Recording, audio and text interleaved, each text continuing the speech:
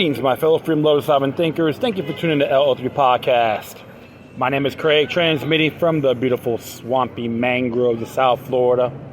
And today's date is Friday, December 4th, 2020. Yeah, you may get this around midnight. We'll just see what happens. And, I'm just kicking back here from downtown the saloon by the New River. Hearing some Christmas music in the background. So got a perch on the boat. So it's pretty cool. But, just in that mood just to give you all my input in some of these current events. So I'm going to be talking a couple of things. And, without giving a rant. So, let's begin. And this one here. Miami man chases suspected unarmed burglar. Okay? Shoots him as he begs for his life, cop says. It is by Charles Rabin and David Oval. There's a video here about the chasing. So, Charles Jenkins appeared in Miami-Dade court on Wednesday, accused of chasing a suspected burglar down a block and shooting him as he begged for his life. That's by the Miami courts. Well, Cloris Jenkins was playing video games in his bedroom earlier this week when a suspected burglar burst into his North Miami-Dade efficiency. But Jenkins didn't just call 911. Instead, police said Jenkins grabbed an assault-style rifle. I love how they say that. So dramatic, assault-style rifle. How come we can't say semi-automatic? But an assault-style rifle. Okay, so drama queens on parade, of course. Chased the unarmed burglar from the home and ran after him down the street where the man fell to his knees.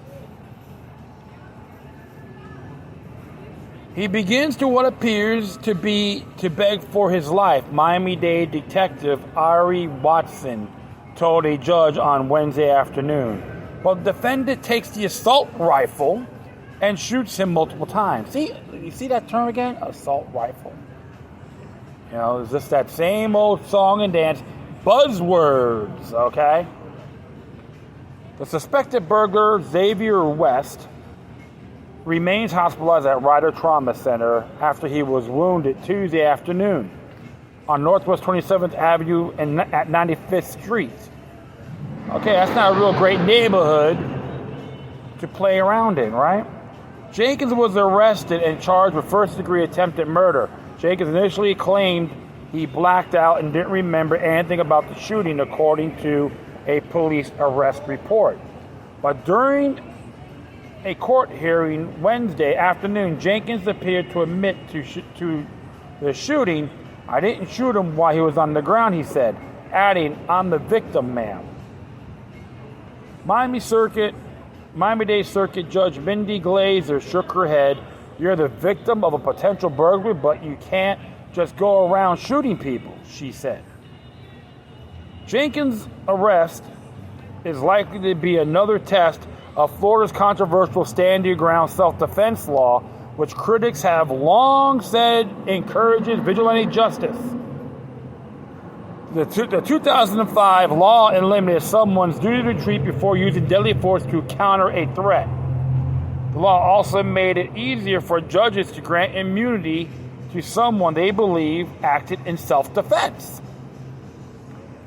So this is interesting what Mr. Rabin and Oval is trying to persuade people. All right? And this is, I just scratch my head. To be very frank, it is mind-boggling what these writers, journalists, are trying to persuade to say this is how you got to think like this. It's irrelevant. I will keep reading here. Most recently, Governor Ron DeSantis is pushing an anti-mob bill that will allow deadly force to be used against suspected looters or anyone engaged in criminal mischief. That disrupts a business, critics have assailed the proposal, saying it will allow state-sanctioned killings. I recommend folks just to look that up and read and make your own judgment. Perhaps the most well-known case of so-called vigilantism was that of neighborhood watchman George Zimmerman, who in 2012 shot and killed Miami Gardens teenager Trayvon Martin in Sanford. Zimmerman claimed he thought an unarmed 16-year-old walking home from a store might have been a burglar. Jurors instructed on Florida self-defense law acquitted Zimmerman of a murder charge. It looks like he hasn't really paid attention to the case about what happened. Okay, this is how brilliant, intelligent this man is. Okay, on this article. I'm sorry, I'm not judging him personally, but this is very dramatic. Drama queens on parade. Over the years, there have been numerous examples in South Florida of people who attacked suspected criminals and were cleared under the stand your ground law. In 2012, a judge freed a man who chased down a car rental thief and fatally stabbed him in the heart. Another judge in 2015 cleared a man who fatally shot an unarmed neighbor during an argument because the neighbor knew karate. In one prominent burglary case, a North Miami Dade teen called 911 to report a burglary and ran outside and waited for the intruder to climb back out a window. The teen shot the man dead, and the prosecutors later dropped a murder charge, saying the case could not be proved under Florida's self-defense law. All right. Jenkins is facing a charge of attempted first-degree murder with a firearm. Police said Jenkins' girlfriend told officers that West had broken into the home. More than 500 feet away across the street is where the shooting took place. Okay, so there's a claim that based on this so far, 8 bullets casing were discovered on the ground, according to a police report. So right there, they're saying that it was 500 feet away. So if he did chase him, it has nothing to do with stand your ground or justifiable use of force. Okay? That's in Chapter 776 of Florida statutes. That we'll explain that a little bit.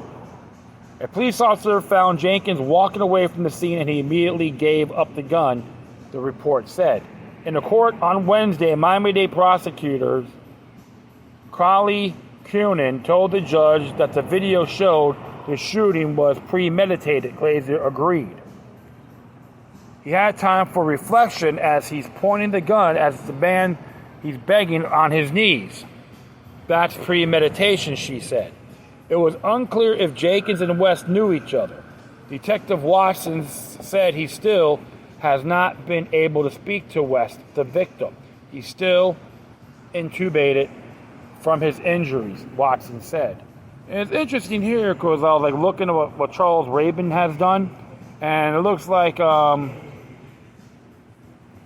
he got pepper sprayed while covering a disturbance in Miami. It was a morning of Elian Gonzalez and was whisked away by federal authorities. So it looks like right there, it's like, okay, so it may have some pros and cons, but I gotta be honest. Okay, some of the stuff you put in there, using the late Trayvon Martin case, which is very disturbing regardless, okay, on what happened. All right, but all you gotta do is look at the information and look at the court records. Watch that case of Trayvon Martin of George Zimmerman. All right, it has nothing to do with stand your ground. It was classic self-defense. He was on the ground getting beat on. And that's when he shot him on his back, while George Zimmerman was on his back. Forensic evidence proved that.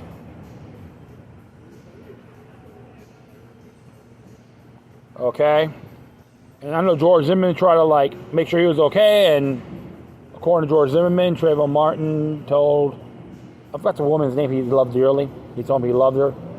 And I'm not saying, he got what he deserved, anything like that. But it's very disturbing. They try to bring this drama. You stand your ground on a case that George Zimmerman never made a motion on.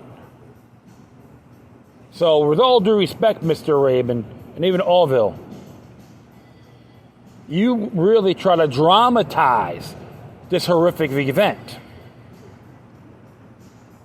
What was happening in North Miami. And try to combine that with standing ground with that case. It's irrelevant, invalid, unmerited. Period. And I'm just curious how I might have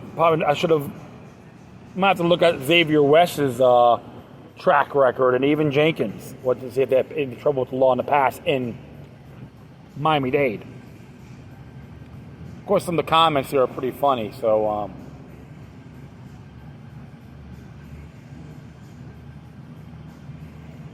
right. So, of course, a lot of people here, they really highly criticized the article by Rabin and Ovell. And I'm just going to leave a link here about justifiable use of force. Is here, if you look at 776.102, use or threaten use of force in defense of person and home protection. Because what has happened, when someone comes in your house like that, you can use deadly force. Okay, and that's a fact. And it tells you all about this in 776.1013, home protection or use, threatened use of deadly force, presumption of fear of death or bodily harm. So that's considered to be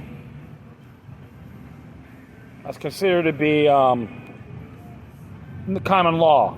That's been in the books way before I lived in Florida for 43 years. So, but I will actually leave this here, and you can look up yourself about the justifiable use of force. And just to let you folks know too, is that and it's just I haven't seen the whole entire video, so I can't really make any statements.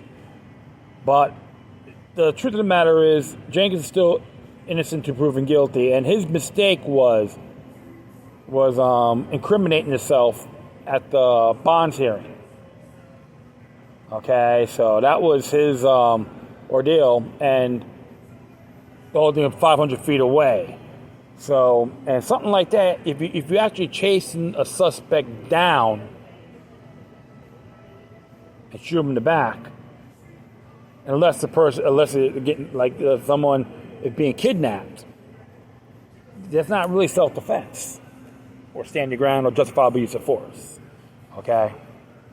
Luckily, Xavier West didn't get terminated or shot when he was in that guy's house. He was very lucky on that one. But one thing Mr. West has to learn: if you're going to break into people's homes, expect blowback. So I'm just wondering what the defense is going to use. Let's look at his track record. Remember, credibility is the best policy. So we'll just got to find out and see what happens with this. But how to give you my input on this matter. I'm just very turned off by the way it was written. Drama Queen 101. So, and there's another one here. There'll be one more I'm going to do.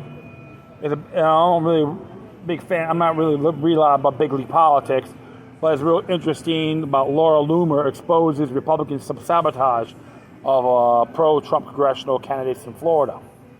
That does happen a lot too, and this is what Shane Trejo has to say.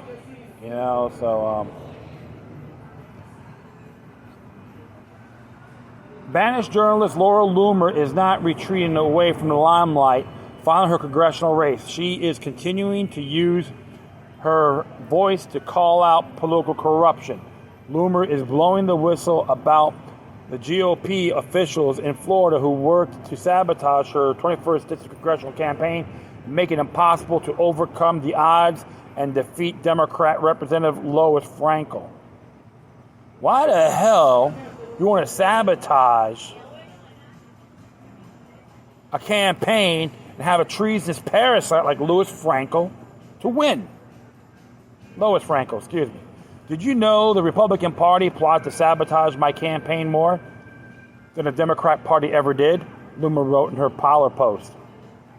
If the Republican Party leadership went out of their way to sabotage me as a Trump-endorsed Republican Congressional nominee, imagine what they are doing to Trump right now, she added. In broad daylight, there have been betrayals of President Trump after whistleblowers who observed the grotesque fraud on Election Day. The worst betrayals have arguably come from Georgia Governor Brian Kemp and Arizona Governor Doug Ducey, which both certified the dubious vote in their state and have steadfastly refused investigations despite an overwhelming amount of improprieties. So, here's the thing. It's going to be very interesting here. January 6th, 2021, okay? Joint congressional hearing. The GOP wants Biden to win, but they want to collect as many Trump fundraising dollars from its grassroots supporters while pretending to care about the sanctity of our elections, Loomer said. Trust me, I had first-hand experience dealing with these liars, she added. Well, you should talk to Ron Paul about that. He got shafted hard, all right? Big League Politics reported on Loomer's early momentum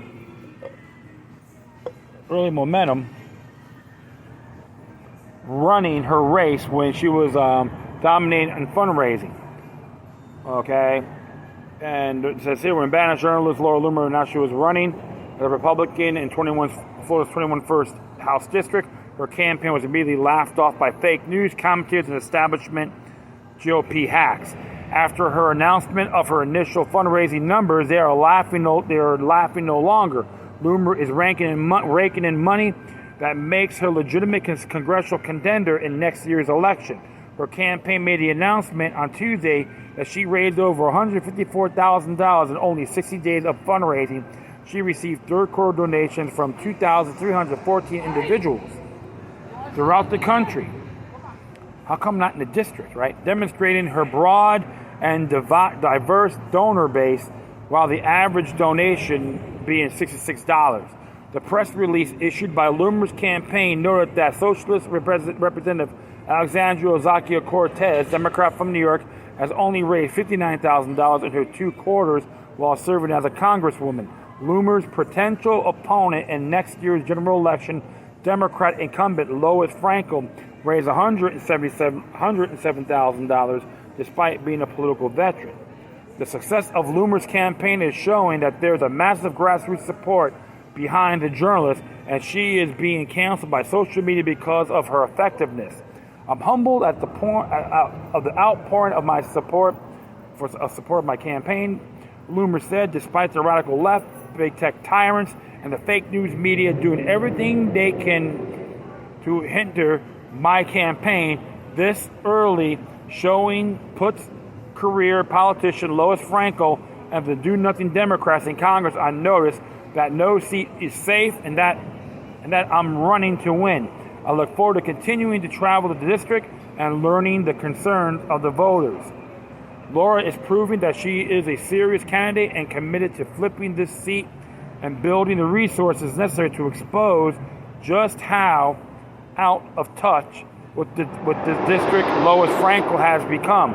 I believe this will be the one of the most watched congressional races for 2020, and it will be a bellwether for regaining the House, said Karen Glorno, who served as a Trump presidential campaign 2016 Florida State Director and now works as chief strategist for the Loomer campaign.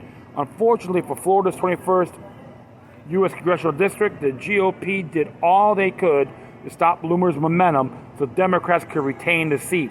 This is why so many conservative Republicans are considering the boycott of the Georgia Senate runoff races right now. So it's interesting there. So you got to always look at these things. And she may have some Zionist or neo-Zionist views some claims on that, and I'll say that out of respect. But I know she got like 40% of the votes, but she should have, if the GOP, they should have really supported her to the fullest, should have had a great opportunity to take out Frankel. But remember, you always got a bunch of slugs in these little Mickey Mouse clubs. That's from both sides. I know that for a fact. I know what happened to Congressman Ron Paul. I haven't forgotten that. That's one of the reasons why Trump became president in 2016. Okay, and I explain that to people. They don't like it. I don't care. And you're gonna have someone. You're gonna have someone that has vision and thrive and ambitious and motivated. You're gonna stop them. So when you got those hacks in that particular party, I don't say all, but the hacks of that bunch. You're one of those individuals that believe in kids that are wicked, pathetic, and productive. Plain and simple. You will be exposed. Where things are going right now, people are seeing the bigger picture. And you think you're going to go by the old status quo? Forget about it. It's going to blow back in your faces. And I'll be sitting there laughing at you. Give you an application to join Labor Ready. Meek and unmerited, you got a bunch of clowns in these private clubs. That's for both sides to be exact. Well, I think Loomer, I will give her credit for those areas. Okay? And as long as you got the whole thing's be in touch with your constituents. And many of them right now are taking their positions for granted. All right? And even Lois Frankel support the impeachment of President Trump. She's pro-Bill of Attainder, anti-Constitution. She hates our Bill of Rights culture as well. So you know what? Another hack is in there. Congratulations to the lame putzes from the GOP that tried to deprive Loomer of winning a seat. Well, that will be it. Plus, feel free to download and share us on our social media network. If you have any questions, comments, or you send something that's interesting you want to check out, whatever you do, please send your correspondence with decorum. Furthermore, I'll leave the footnotes of this episode on my Spreaker page. If you want to contact me, you can hit me at LokiLuck3@gmail.com or LokiLuckNumbers03@protonmail.com. And if you want to do a little donation, Big League Politics, you can donate to them as well, you know. And if you want to send me some contributions, you can hit me at PayPal.me/LokiLuck3. Once again, thank you for your time. Let's always remember that demoniac resistance is healthy for the soul and can liberate humanity. Until next time, take care of yourselves. Keep on spreading love. And may your guardian spirits be with you.